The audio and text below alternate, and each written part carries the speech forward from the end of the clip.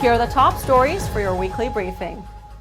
Prime Minister Justin Trudeau was drilled by his opponents during question period in the Commons this Tuesday over a news report that he mingled with Chinese billionaires at an exclusive Liberal Party fundraiser, which had a ticket price of $1,500.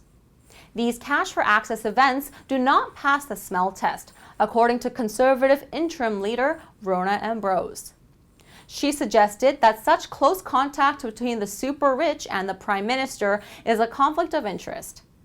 But Trudeau defended the political fundraising practice, saying that no political financing rules under the Canada Elections Act were broken.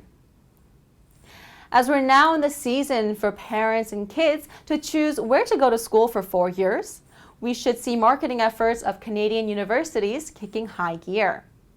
And for kids who are outside of Canada, this country is an attractive place to study, especially as the U.S. grapples international apprehension after its election.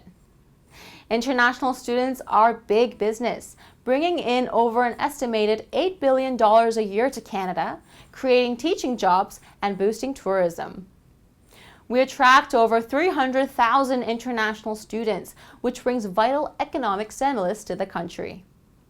But the time now is ripe to recruit even more international students into the country.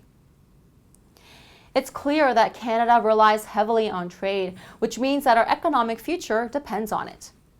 90% of our farmers depend on exports, and over half of everything that Canada produces goes abroad.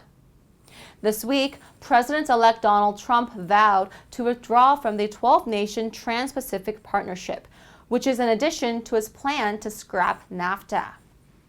The TPP without the U.S. is meaningless, according to Japanese Prime Minister Shinzo Abe.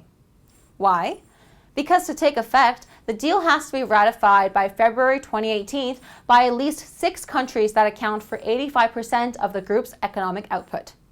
Without the U.S., there's no effect. And now it's time for Stock Talk. The net asset value of a company is the net present value of all of its resource deposits, which ultimately represents how much profit the company can make from those deposits.